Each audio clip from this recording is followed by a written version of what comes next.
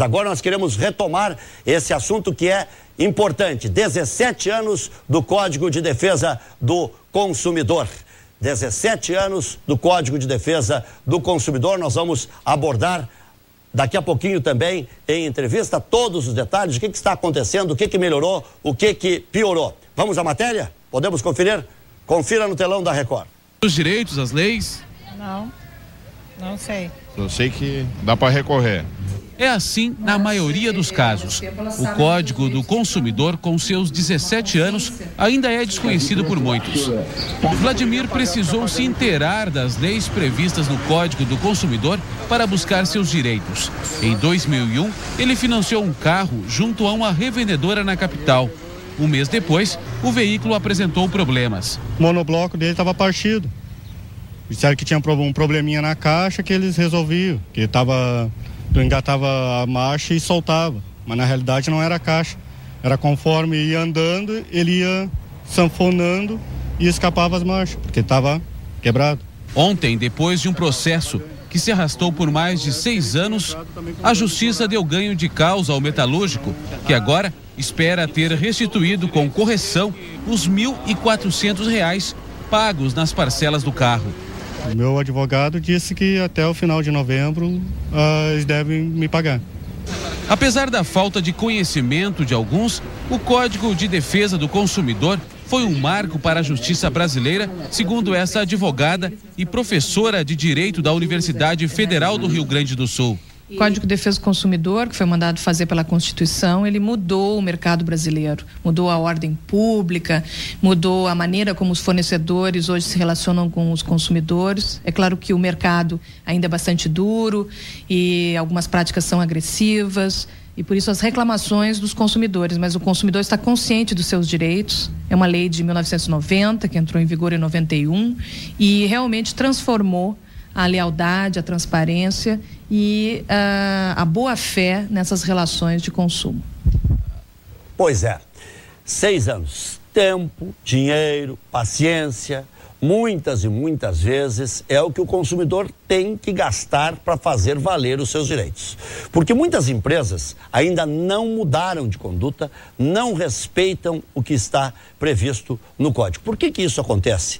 Quais as áreas que mais infernizaram a vida do consumidor neste último ano? O que fazer para se prevenir e garantir que não será prejudicado na compra de um produto? Conosco, Paulo Motes, que é diretor jurídico da Associação Nacional de Informação e Defesa ao Consumidor, a Andicom. Melhorou? Melhorei. Estamos recuperados, praticamente. Tá certo. E com o Código de Defesa do Consumidor, já com 17 anos, quase atingindo a maioridade, o consumidor já sabe a quem recorrer, como recorrer, por que recorrer?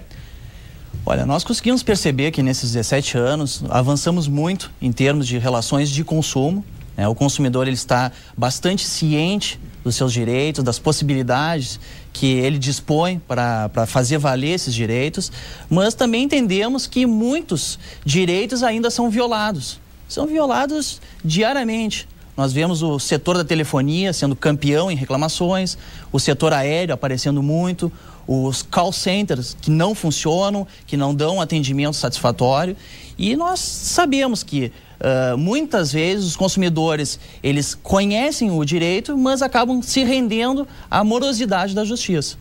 E os órgãos de defesa estão preparados para tantas reclamações? Os órgãos de defesa eles estão bastante atuantes. Nós temos visto a Defensoria Pública aqui no estado muito atuante, o Ministério Público, muitas associações de defesa do consumidor, ou os próprios consumidores individualmente, através dos seus advogados, ou sozinhos no juizado de pequenas causas, fazer valer os seus direitos. E a Justiça tem reconhecido esses direitos, as indenizações têm sido pagas quando lesados os consumidores.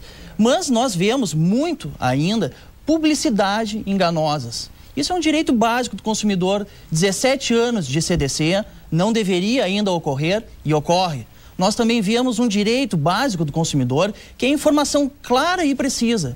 E muitas vezes não temos essa informação clara e precisa. É da índole já da empresa não prestar essa informação clara e precisa. Então nós temos que recorrer muitas vezes aos órgãos de defesa do consumidor e necessariamente ir à justiça fazer valer os nossos direitos, que está previsto. Telefonia, empresas aéreas. Setor bancário é muito reclamado, bancos, cartões de crédito. Fila dá para entrar também na justiça, não? Olha, nós temos uma lei aqui em Porto Alegre, né, da fila dos bancos, de 15 a 20 minutos é o tempo de espera, em dias normais 15. Porque tem gente que perdendo tempo na fila está perdendo dinheiro, né? Em tese, caberia sim uma indenização, existe já uma legislação, seria um abuso do prestador de serviço e caberia o direito do consumidor sendo reconhecido na justiça. E como é que deve proceder o consumidor? O consumidor, ele pode fazer uma reclamação no PROCON. É bom deixar bastante claro para os consumidores que o PROCON ele tem um caráter mais administrativo. Muitas vezes ele vai punir a empresa, uma sanção administrativa, mas o direito dele não vai ser materializado através do PROCON.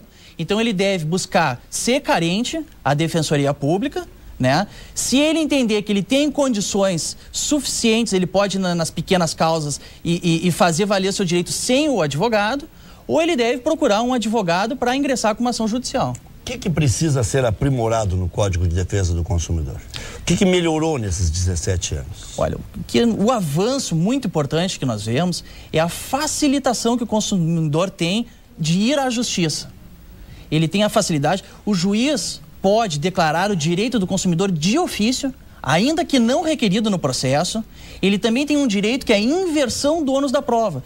Muitas vezes o consumidor ele é hipossuficiente nessa relação de consumo e ele necessita a inversão do ônus da prova. Ou seja, ele vai apenas alegar e quem vai ter que provar é o prestador do serviço ou quem está vendendo o produto, né? Nós também temos um avanço, e ele tem se ocorrido bastante, são as ações coletivas. Num único processo, se visa tutelar a coletividade de consumidores lesados. Isso ele está ingressando com bastante força, né? Está sendo bastante aceitas essas ações. O único problema que nós percebemos é a demora desses processos judiciais coletivos.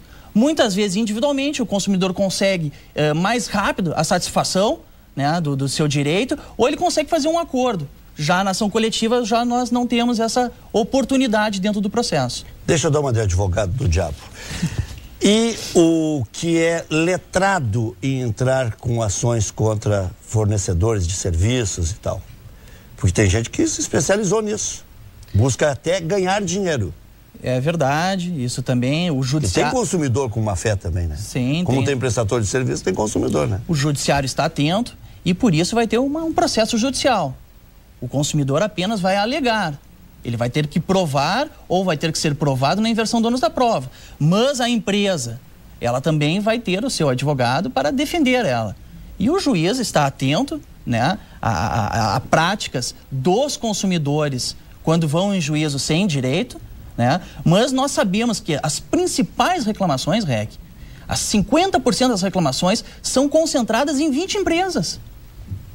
Então, os consumidores, muitas vezes, quando reclamam, o meu direito, quando é afetado, é o direito de milhares de pessoas que também é afetado todos os dias.